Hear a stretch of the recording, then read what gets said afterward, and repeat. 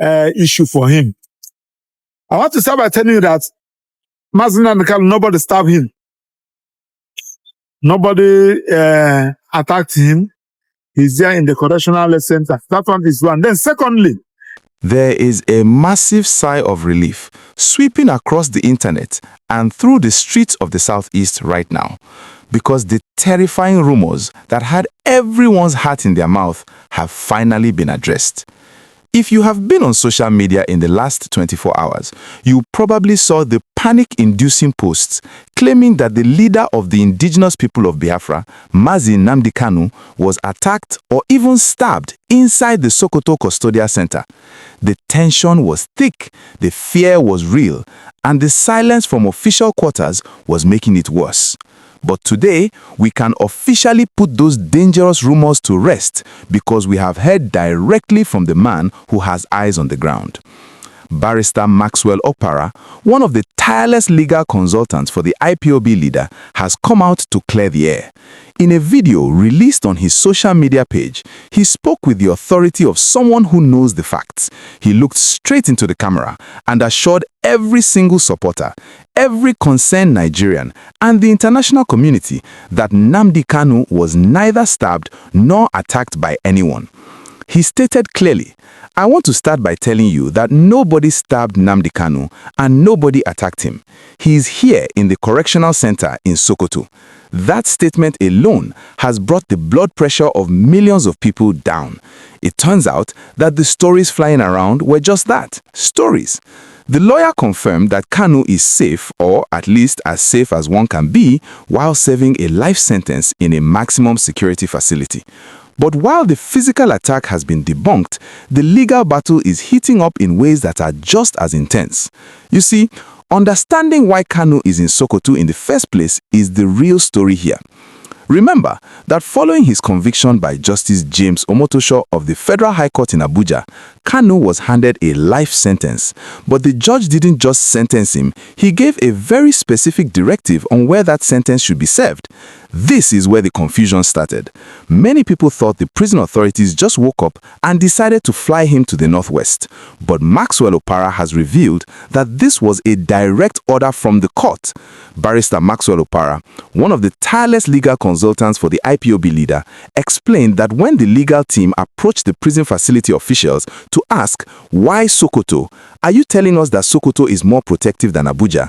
the officials washed their hands of the decision. They told the lawyers, "No, it is not us." They pointed to the judgment and the remand warrant. The judge specifically mentioned Sokoto. This detail is crucial because it changes the narrative from an administrative decision by the prison service to a judicial order. It begs the question, why did the court specifically choose Sokoto? That is the mystery the legal team is currently trying to unravel as they fight for his transfer back to Abuja to face his appeal. Speaking of appeals, there was a major development at the Court of Appeal in Abuja last week that might have flown under the radar for many people, and Opara took the time to break it down. You see, back in 2022, the legal team had filed a case asking the court to move Kanu from DSS custody to a regular correctional center so he could have access to his medical doctors. They lost that case at the Federal High Court and took it to the Court of Appeal. But when the matter finally came up last week, the Court of Appeal struck it out. Now, before you get angry or confused, let me explain what happened in simple English. The court said the case had become academic.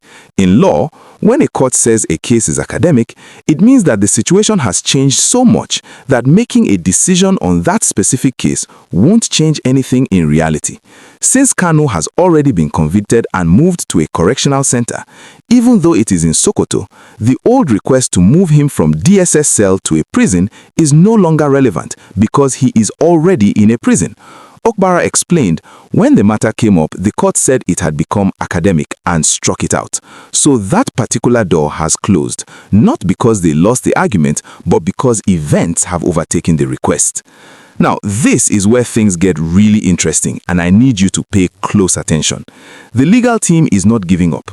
They have filed a new motion at the Federal High Court specifically targeting this Sokoto transfer. Their argument is simple and logical. Nnamdi Kanu needs to be in Abuja to handle his appeal against the life sentence. How do you effectively prepare for the biggest legal fight of your life when your client is 700 kilometers away in Sokoto? The logistics alone are a nightmare. Every time the lawyers need to consult him on a point of law or verify a document, they have to plan a cross-country trip. It's expensive, it's dangerous, and it's time-consuming. They are arguing that this distance is a denial of his right to a fair hearing at the appellate level. We are watching a high-stakes chess game between the defense team and the Nigerian judicial system. On one side, you have the court order that sent him to Sokoto for protective reasons. On the other, you have the lawyers saying, bring him back so we can fight this conviction properly. It's a tug of war, and Nnamdi Kanu is right in the middle of it. If you are finding this breakdown helpful and you want to stay updated on every single move in this legal saga without the fake news and rumors, please do me a massive favor and smash that like button right now. It helps us push this factual report to more people who are scared and confused. And if you are not yet part of our community, please click that subscribe button and turn on the notification bell. We track the court documents, we listen to the lawyers, and we bring you the truth just like this. Let's go deeper into what Maxwell Opara said about the Protective Custodial Centre. The judgment required that Kanu be kept in a protective facility.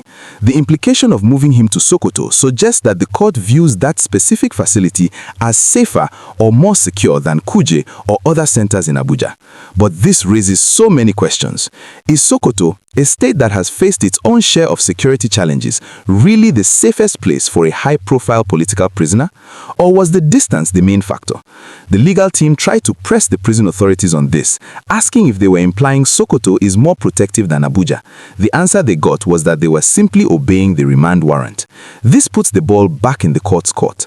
Pun intended.